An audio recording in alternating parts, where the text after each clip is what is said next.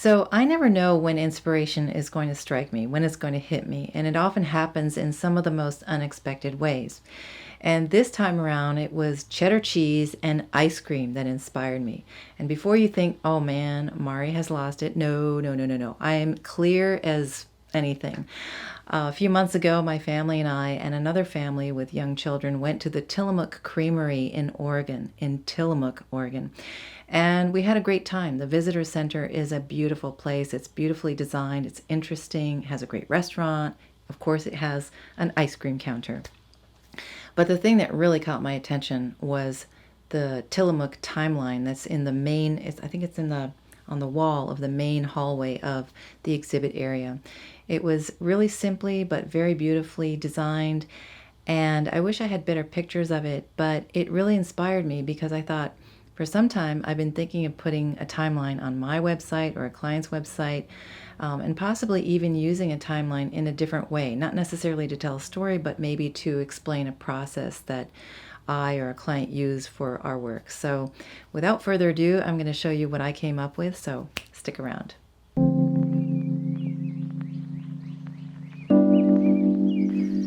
Before I get started, I thought it would be helpful to tell you what I am using. So in this video, I am using Rapidweaver, which is my favorite design app for the Mac to create beautiful and very effective websites. I'm using the Foundation 6 theme. I'm using Stacks, which creates the drag and drop user interface.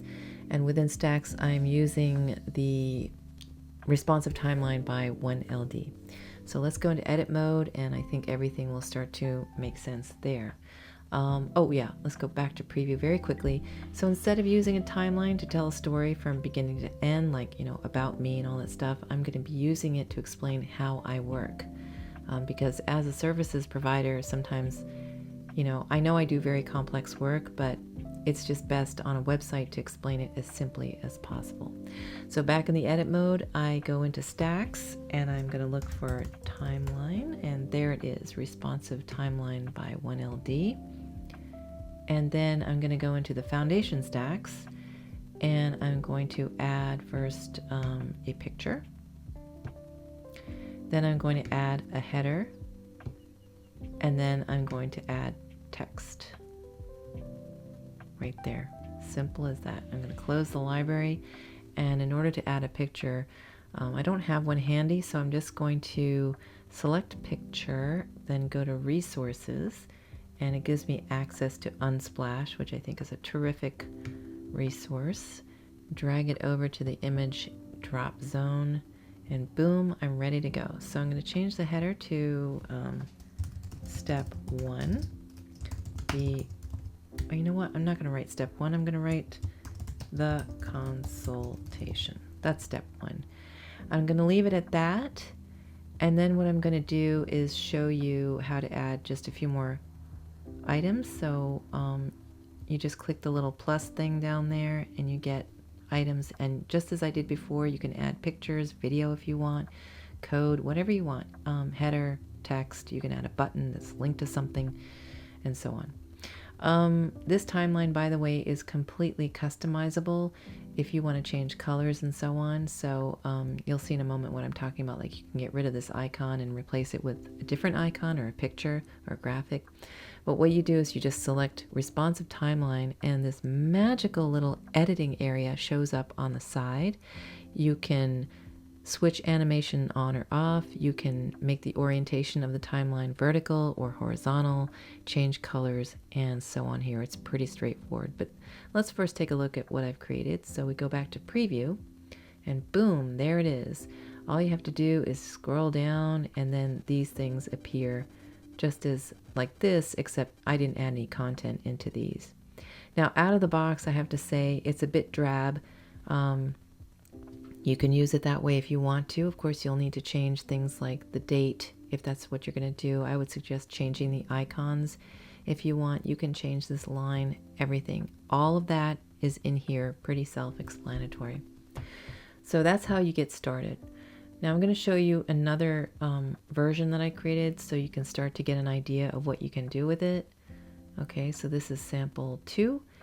And like I said, you'll want to change this text here, you want to change the icon.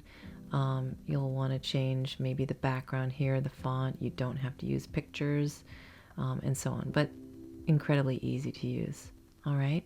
Now, I said that you can change the orientation of the timeline. So let's go ahead and quickly do that. You can get rid of that animation as well. So I'm going to select timeline, go to the edit area here, uncheck use animations, and change the orientation to horizontal. I almost said horizontal. Okay, let's see what that gives us. And there you go. Those animations are gone. If there were more items, it's really nice. It says scroll, like, hey, you, scroll. Okay, and you would just scroll from left to right to see more. Okay, but if you're going to be explaining how you work, I would say keep it to 3, max 4 items, because after that, people don't want to, they just don't want to read more. They want it to be succinct, to the point, informative, help them make a decision. All right, so I'm going to show you the final version. Not final, but this is how I would probably put it together for my own website. So in this case, it is using styles and fonts from my actual website. So the headers here are in, I think, Truckee, and this is, I forget the name of this font. It's not Open Song. I think it's Source Song Pro. Anyway, as you can see, I've got this hero header area with this nice picture and a header there. Scroll down. I have not activated, or I should say I've deactivated animations here. I've changed the background colors. I've changed the color and the thickness of this line. I'm not using the icons like Font Awesome. I'm using actual graphics here.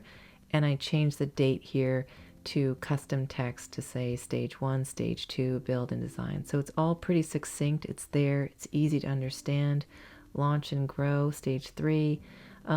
I have a video in there. So that's another thing you can do. You can put buttons here to link to stuff. The possibilities in my mind are kind of endless. Now I put in stage 4 here just to show you something interesting. The icon area is square, and you do have to, I think, set a background color for it.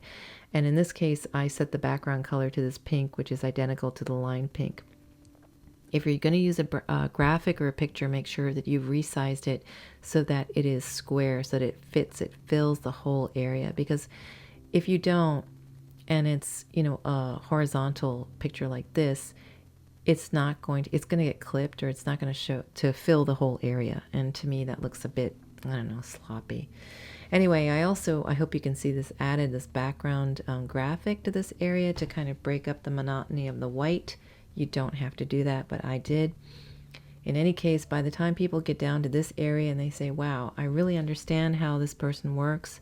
It's nice. It's to the point. You know what? I feel like getting in touch and maybe starting a working relationship. So there you go. You got your call to action at the bottom there. Book a web clarity call now. Boom. You're good. Anyway, I just wanted to show you how to use a timeline for a different purpose other than telling a story from beginning to, whoops, I just dropped my drinks there, sorry, from beginning to end. All right, well, I hope that this was interesting and helpful to you. Thanks as always for watching. I really appreciate it, and I will talk to you soon again in my next video.